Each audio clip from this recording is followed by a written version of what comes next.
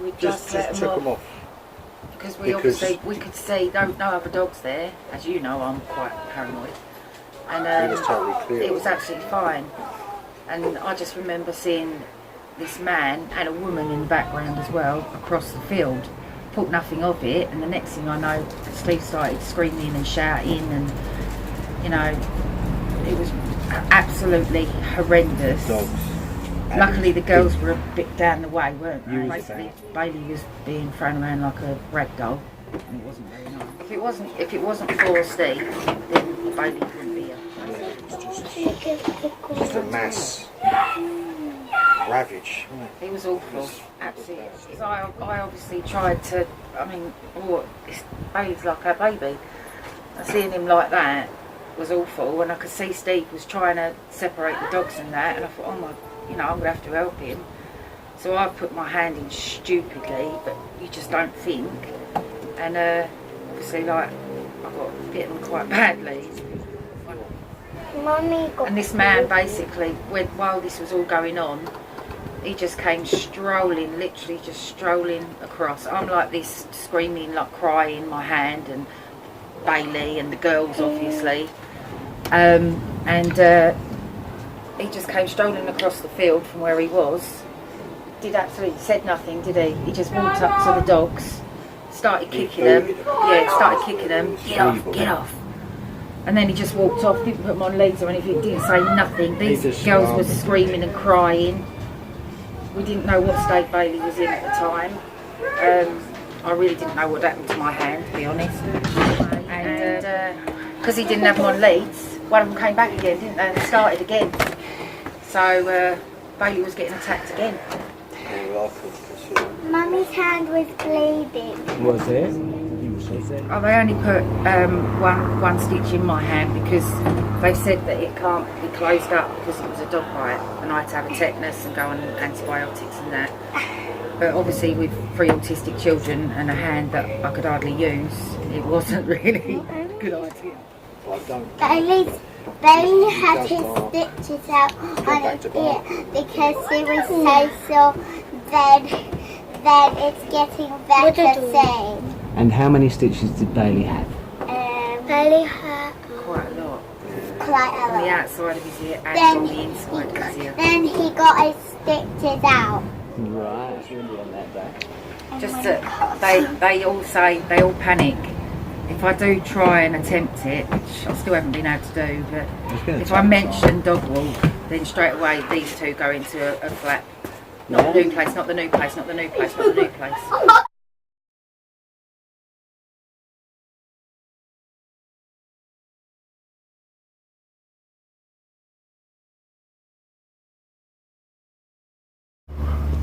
So he's going to be a little bit anxious, a little bit scared.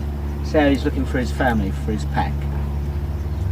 But one of the reasons we've separated him from his family, from his pack, is so that we can get a true assessment of how the dog is without picking up on their energy and their emotions. Because they've been through a traumatic experience. With dogs have the ability to live in the now and to let go of that. As long as they're with a human who isn't thinking about it and staying with that story, staying in that moment. Unfortunately, humans hold on to the story and say, because the dog's been attacked, the dog's never scared, it's always going to be that way. It doesn't always have to be that way. So what I'm trying to do is be a human that shows him, yeah, okay, you've been through a traumatic experience, but it can change and we can move forward.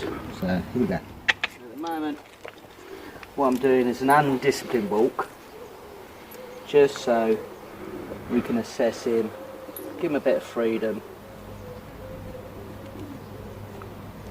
He's been attacked by quite a few dogs, he's received quite a few stitches, so I'd like to say we can't feel sympathy for him, we can't be thinking of that.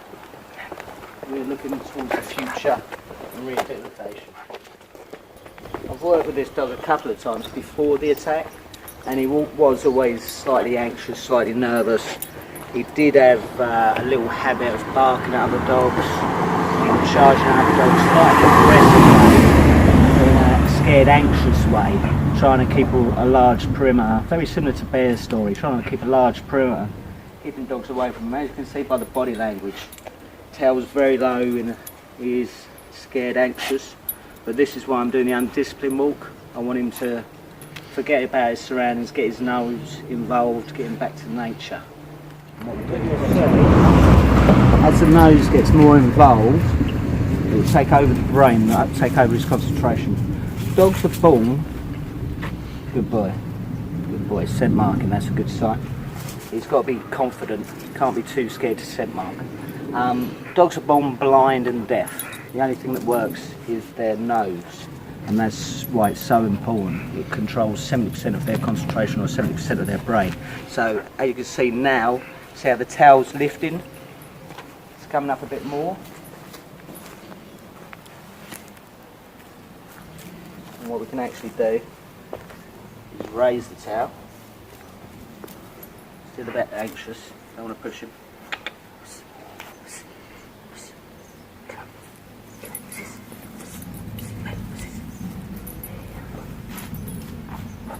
Now, let's get him to... Right, I want to keep him moving, get him travelling. Now, look how the tail's coming up. Still a little low. Come on. There you go. I'm pleasantly surprised. He doesn't seem too traumatised from the attack. He's very similar to when I worked with him before. So, obviously that's because he's with me. And I do put a lot of work in behind the scenes to stay calm, lower my heart rate, to make sure that when I meet dogs I'm a calm leader for them. But this is good, it's very positive. So there you go, Judy, look. Yeah, he's out about, he's working, he's using his nose, he's travelling, so that tail's come up, wagging, a bit of excitement. And we're just, circling isn't good, so slight obsessive personality, but we had that before the attack. And like I say, what we're doing, we're just returning him back to nature. We're getting the nose working, okay? And as I say, when dogs are born, they're born blind and deaf. So the only thing that works is the nose. Then around 21 days later, the eyes kick in, and then around 21 days after that, the ears kick in. So it's always nose, eyes, ears, nose, eyes, ears. Especially if you're introducing something new as a lead or a toy, always nose, eyes, ears. But that's what we want. We want his nose to be working, we want him to be travelling. When he's travelling, he's not thinking about what's happened, he's just thinking about his balance. And with his nose, he's getting back into nature. And you've got to remember, this part is used by a lot of dog walkers. So there's a lot of smells of dogs, other dogs that he hasn't met. And look at the tail now. So that's coming up even further. That's it, come, yes. What we'll do, we've got a couple of people over there, but let's talk to those people. I just want to see how he is around people. Obviously, I'm just trying to see how the dog is around today. Not aggressive at all. That's all right, not a problem. If you stand still, don't try to stroke him, but I'm just trying to assess how he is with strangers and people that he hasn't met. Only take a moment. Hey, listen. Okay, thanks very much. Cheers, mate. Appreciate it. So as you saw, a bit jumpy when the young man went to stroke him, but he was probably like that before the attack. Anyway, as I say, I've worked with this dog a couple of times, and he was anxious, high energy, anxious, nervous, and we were working with the owners to build their confidence around the dog and build the dog's confidence as well. So far all good, all positive, really happy. And what I want to capture is that tail. Capture that tail for me, please, Matt. And just look, Julie, that tail's up, wagging, he's out in the park.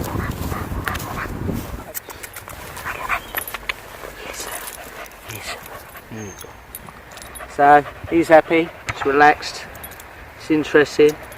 Like I say, raise the chin to build confidence.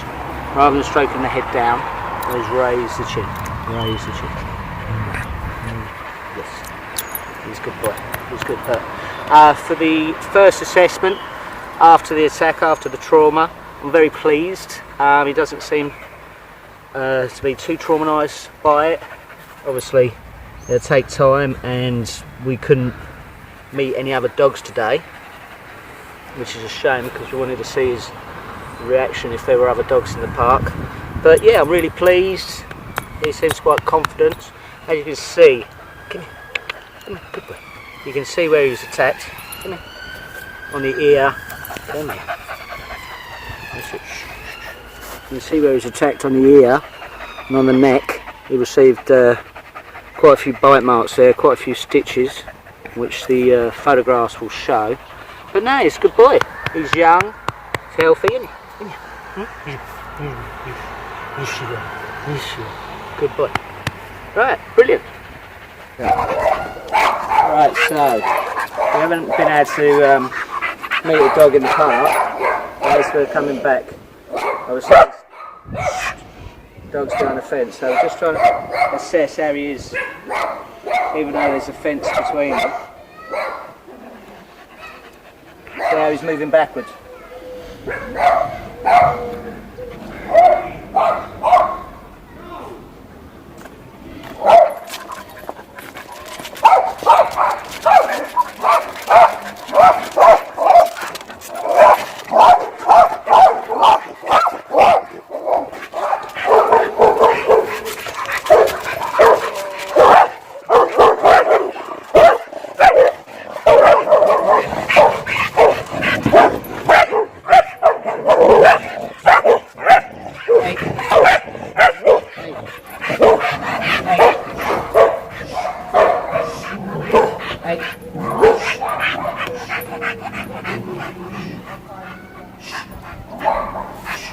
Hey.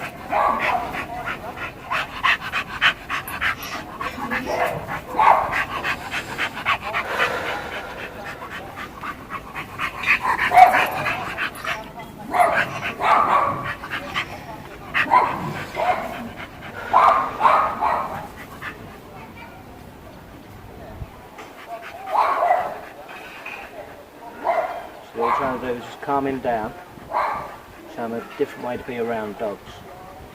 So obviously we've got 4 or 5 different dogs in 3 or 4 different back gardens behind us, but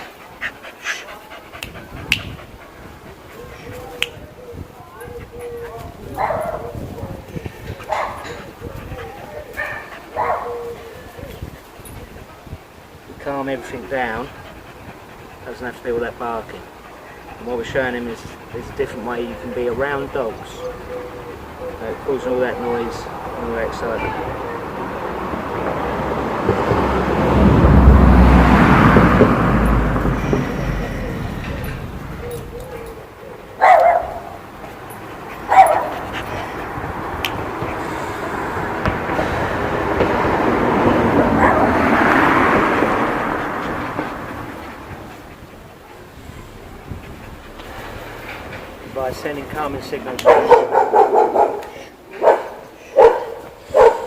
By sending calming signals to this dog, I'm also sending calming signals to all of the dogs, because all of the dogs can hear me. If we give it enough time,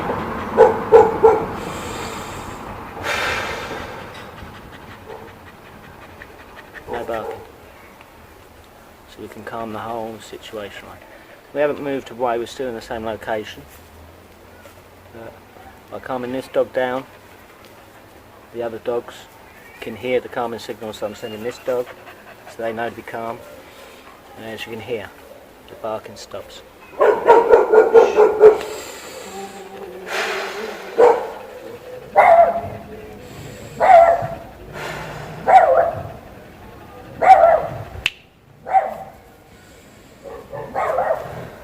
Obviously, if we move closer again,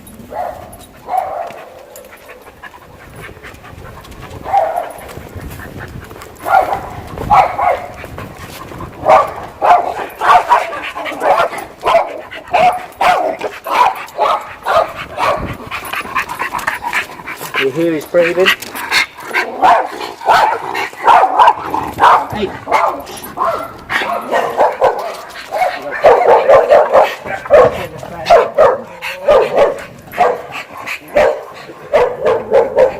that Springer Spaniel there, if you cut there so you get the spring in the back, please. So we've got a Springer Spaniel just behind that fence there, but he's a bit of energy. So by setting this dog calming signals, calming this dog down, we've calmed the Springer Spaniel behind me down, and we've calmed the Jack Russell further down. So now the barking stops once again. This is territorial barking, 3 barks because we're quite close.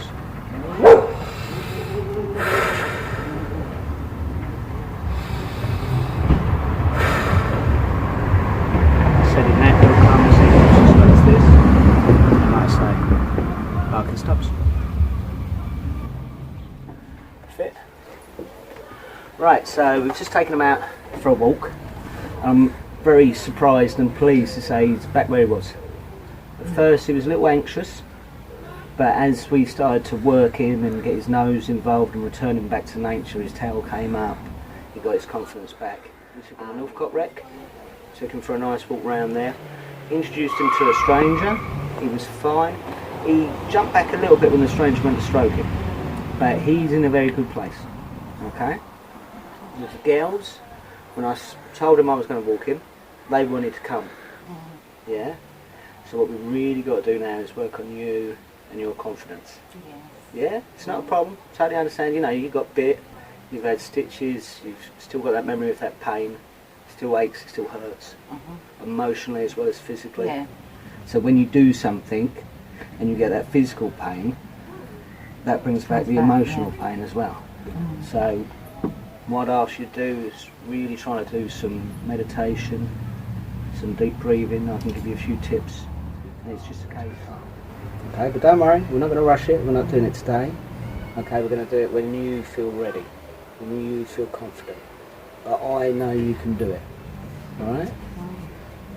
But it's a case of, because you said when the kids are at school, you walking the dogs, that's your happy place. Yeah. That's where you relax, that's where you chill out, everything like that, and that's what we need to get you back to.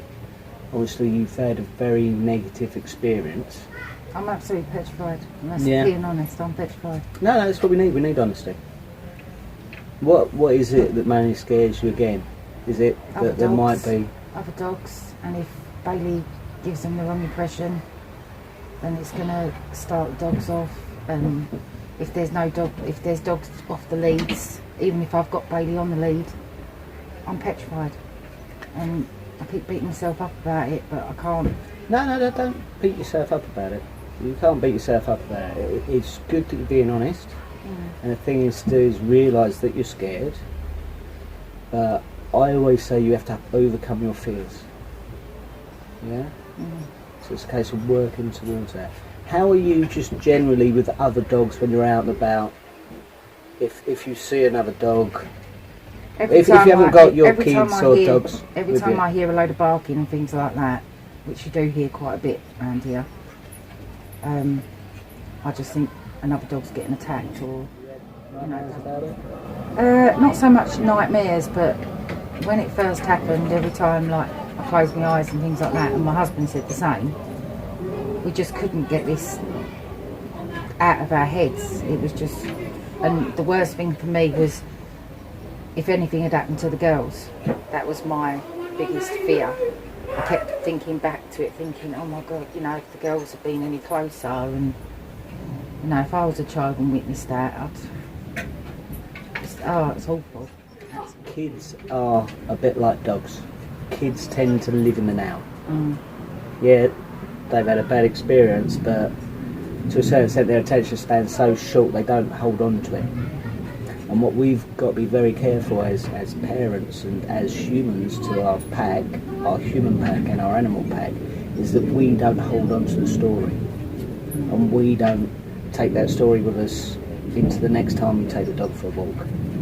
So the reason why Bailey was the way he was today with me is because I knew I couldn't have sympathy for him, and I couldn't be thinking about the attack and what he's been through, and the poor dog, and be in a sympathetic kind of state for him. Yeah. I had to be in a positive energy, and that's how we got his nose working, turning back to nature, and that's how, you know, I'll show you a bit of footage in a moment so you can see his tail lifting up and him walking happily and meeting a stranger and everything like that.